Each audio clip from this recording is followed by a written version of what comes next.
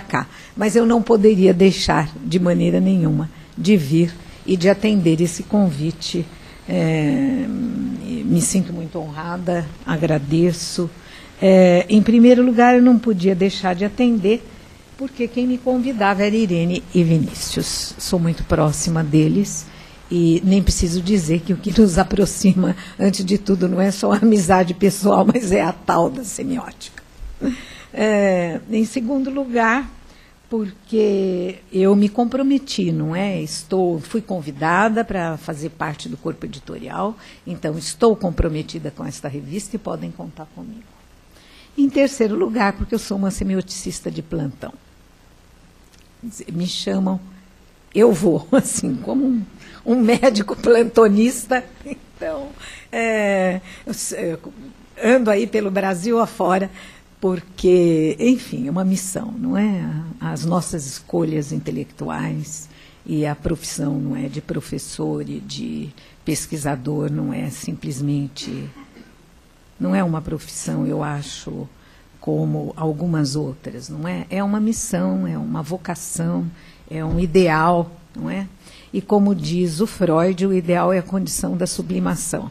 Felizmente, né? Porque a sublimação é a única que traz satisfação. Erra o alvo, mas vem a satisfação. Bom, então, eu comecei a trabalhar. O que eu vou apresentar para vocês não é uma teoria, porque para explicar a semiose, eu tenho um curso que dura 4 meses de pós-graduação. Então, é uma coisa muito complexa. Eu não vou entrar em conceitos, não é? Ainda mais a quarta a conversar com vocês. É mais, eu já disse, é um depoimento, mas é rememorativo e indicador.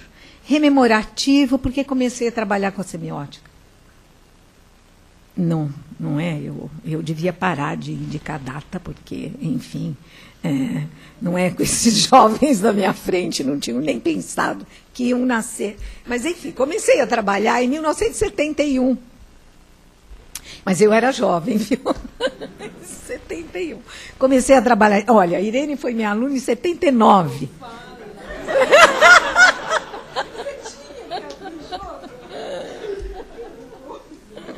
Ela foi minha aluna e eu já estava absolutamente mergulhada, imbuída, assim, fosforescente de semiótica. Bom, então, em 71 eu comecei a trabalhar com a semiótica, numa época bastante difícil. Vocês nem imaginam como era difícil, mas, porque nós estávamos em plena ditadura militar. E as pessoas que trabalhavam com comunicação... Evidentemente, elas optaram por um outro caminho, que era um caminho crítico, teoria crítica. Então, Adorno, e daí os marxistas. Então, naquela época, quem não fosse marxista, nossa, era uma heresia tenebrosa. Bom, só para vocês terem uma ideia, quando eu publiquei o meu primeiro livro, que é Produção de Linguagem e Ideologia, o primeiro capítulo daquele livro... Em vez de eu ficar explicando o que é semiótica, eu tento desculpar a semiótica. Explicar que a semiótica não era uma ciência burguesa, porque era o que falavam na época. Semiótica é uma ciência burguesa. E isso, perto de outras coisas que falavam, era um elogio. Porque alguns diziam o seguinte, que a semiótica ela estava cooptada com dó e code. Então...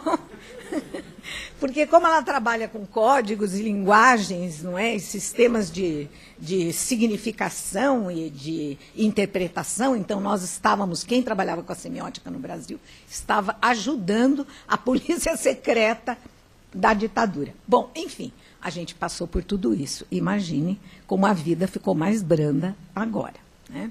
Então, pelo menos de uns anos para cá, a gente pode, assim, sem nenhum problema, trabalhar com a semiótica, embora ainda existam muitos preconceitos. Não é isso que o Winfrey estava colocando, uns dizem, bom, comunicação, a semiótica trabalha com signos, a comunicação trabalha com comunicação.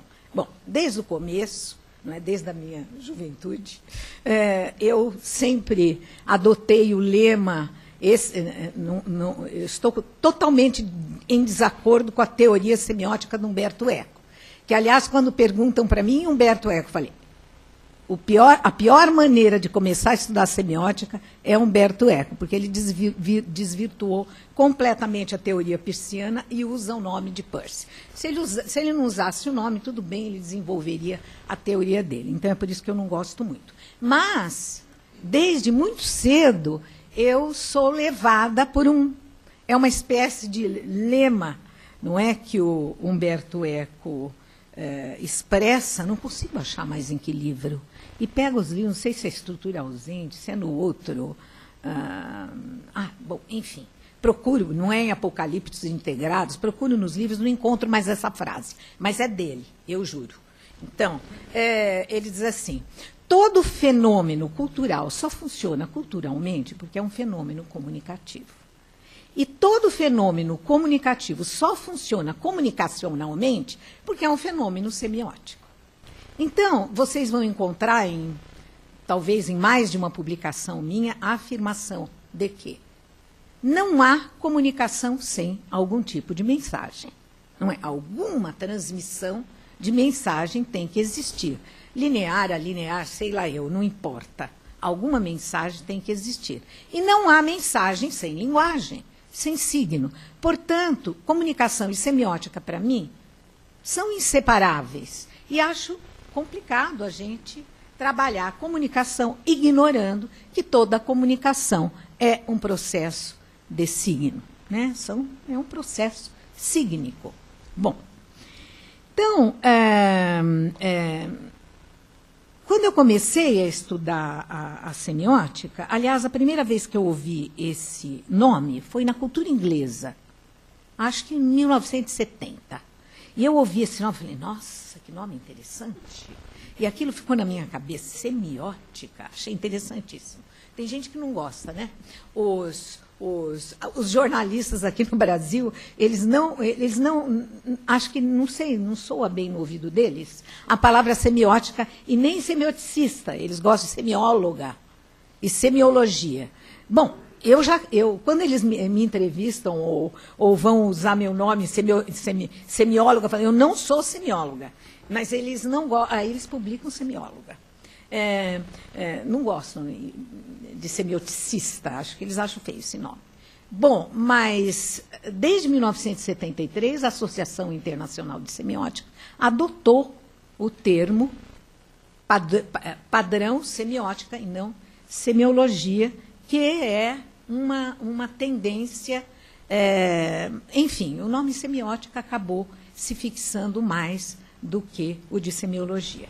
Bem, quando eu comecei a estudar semiótica, naquela época, eu fazia meu pós-graduação e nós estávamos absolutamente mergulhados, não é, no estruturalismo e não apenas mergulhados, eu estava assim completamente imersa, para usar essa palavra contemporânea agora, né, imersão. Eu estava imersa no estruturalismo, comecei com Saussure, Mislev, e daí Greimas. Até bem pouco tempo eu tinha guardado as anotações. Eu traduzi linha por linha do livro Semiótica Estrutural do Greimas, linha por linha, bom, enfim. E daí, evidentemente, numa nota de rodapé de um livro da Kristeva, em 73, por aí, acho que 73, 74, eu vi uma menção, porque a Kristeva chupou tudo do Bakhtin e não contou para ninguém. Então, eu não gosto dela por causa disso. Então, mas está lá, numa nota de rodapé, uma referência ao problema do signo ideológico. Falei, nossa, era isso que eu estava procurando. Porque meu primeiro livro chamava Produção de Linguagem e Ideologia. Naquela época, todo mundo falava em ideologia, né? Agora, eu acho que jogaram o bebê junto com a água do banho. A gente precisa recuperar um pouco nessa linha bakhtiniana que, né, afirma várias vezes nesse texto, que eu adoro, é o primeiro capítulo do Marxismo e Filosofia da Linguagem, é um capítulo semiótico. Quer dizer, todo signo é ideológico. Gente, arrasa com todo o passado da teoria das ideologias como falsa consciência. Então, todo signo é ideológico. Aliás, aquele livro maravilhoso do Arlindo Machado, que foi a dissertação de mestrado dele, A Ilusão Especular, toda a ideia da ilusão especular, ela é extraída dessa ideia bakhtiniana de que todo signo é ideológico, porque ele reflete e refrata a realidade. Bom, mas daí um dia eu cheguei, olha, tá vendo? Eu tenho assim uma relação um pouco oximoresca com Umberto Eco. Então, porque um dia foi num livro dele, o Décio já tinha apresentado para a gente aquelas tríades, ícone, qualicigno, incônico. Não, acho que é ícone, índice, sim, bom, enfim. Mas aquilo não me tocou muito. Mas aí um dia eu peguei o livro do Umberto Eco e tinha, nesse livro, uma apresentação mais profunda das três tricotomias peircianas. Eu falei, olha, que maravilha. Porque o que me perturbava quando eu estudava, não é o Saussure, principalmente, ou a semiótica que vem da linguística, o que me perturbava era o seguinte: o objeto, esqueça, porque tudo se processa dentro, não é, das estruturas linguísticas. E eu, naquela época, eu ainda não tinha um escritório, agora eu tenho, né?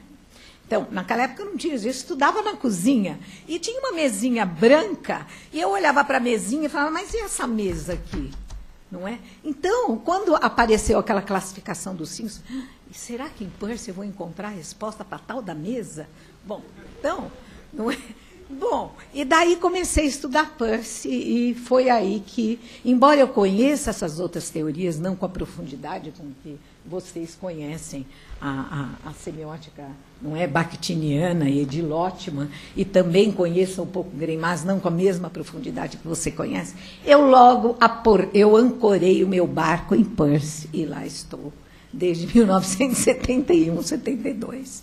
Então, bom, acabei me especializando. Eu quando falo especialista, é aquela pessoa que passou anos estudando aquela obra, conhece os detalhes, ou seja, se afeiçoou. Né? A gente se especializa na obra de um autor porque a gente se enamora daquela teoria e daquele pensamento. Não é? Aliás, o Peirce mesmo diz que as ideias evoluem por amor criativo. Então, você se apega, se afeiçoa, porque a gente não pode acreditar no intelecto naquilo que a gente não acredita no coração. Outra frase do Peirce, estou aqui parafraseando, que não acredita no coração. Então, a gente se afeiçoa e tem uma extrema curiosidade por tudo que é produzido, não é, dentro daquela área pela qual a gente se afeiçoou. Assim é. Tanto é que, às vezes, estou envolvida em algum trabalho que não tem nada a ver com Peirce, chega uma revista nova, ou sai um livro novo, eu tiro tudo, ponho do lado, e eu tenho que ler aquilo, porque é uma curiosidade assim, absolutamente incontrolável. Bom, isso é ser especialista. O especialista é aquele pensamento corre na corrente sanguínea.